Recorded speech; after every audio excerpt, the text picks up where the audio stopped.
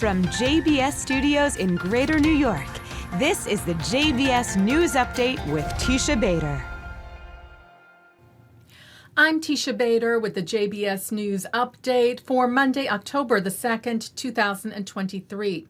A group of 5 people said to be tourists had to be extricated from a prayer site in Judea and Samaria, the West Bank, by Palestinian Authority police after the group was attacked by Palestinians in the area. The IDF said the group entered without permission into the Joseph's Tomb complex in the area of the city of Nablus. During their entry into the compound, the IDF said suspects threw stones at them. 2 of the tourists were injured and received medical treatment on the spot. All the tourists were rescued from the compound. The area of Joseph's Tomb is controlled by the PA, and any visits have to be coordinated with the IDF. This visit was not, and the group was later transferred to the IDF for questioning. 2 scientists won the Nobel Prize in Medicine today for identifying the technology that led to effective vaccines against COVID-19. Hungarian professor Katalin Karikó and Jewish professor Drew Weissman performed their research together at the University of Pennsylvania.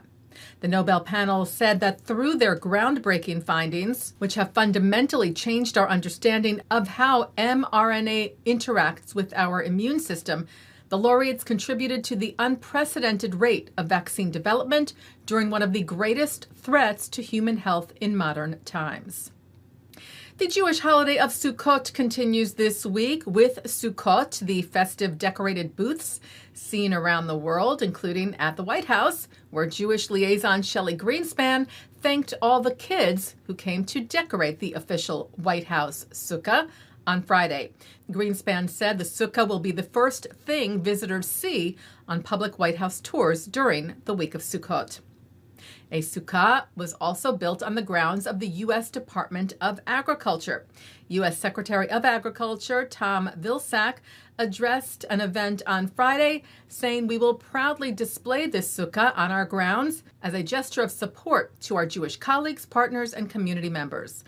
As we reported to you last week, the White House announced steps in implementing the recently announced national strategy to counter anti-Semitism, saying that 8 federal agencies, the USDA among them, are making clear that Title VI of the Civil Rights Act prohibits certain forms of anti-Semitic, Islamophobic, and related forms of discrimination in federally funded programs and activities.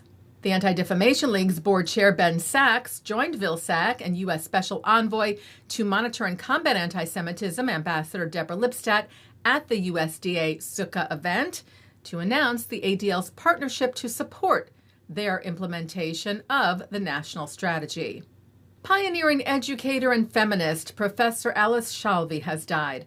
Born in Germany, Shalvey's family fled the Nazis to the UK, and several years later she made Aliyah, immigrated to Israel.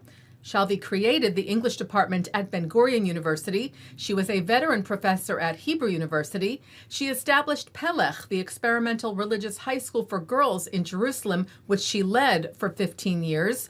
She founded the Israel Women's Network, held leading positions at the Schechter Institute, and was a mentor of the Masorti Women's Study Days.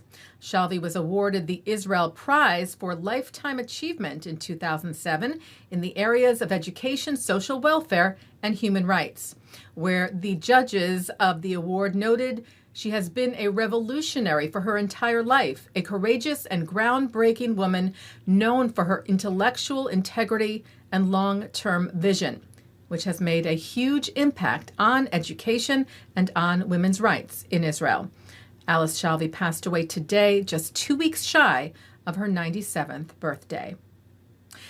The U.S. Postal Service has a new series of forever stamps available starting today, including in its American Icon category, honoring Jewish Justice Ruth Bader Ginsburg, just over 3 years since her passing.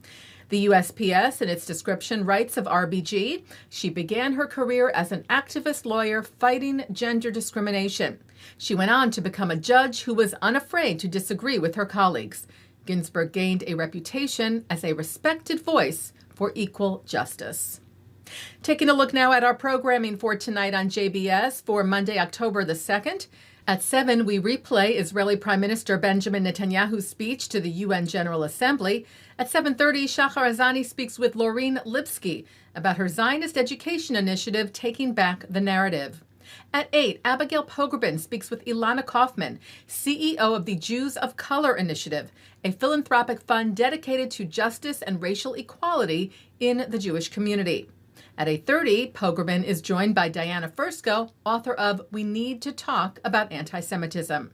At 9, it's Howard Teach on L'chaim. At 10, historian David Kaufman talks about the reasons that Jews settled and thrived in New York City. And coming up next, it's Good Week, Israel. And that's the JBS News Update for Monday, October the 2nd, 2023. I'm Teisha Bader. Stay healthy, stay well.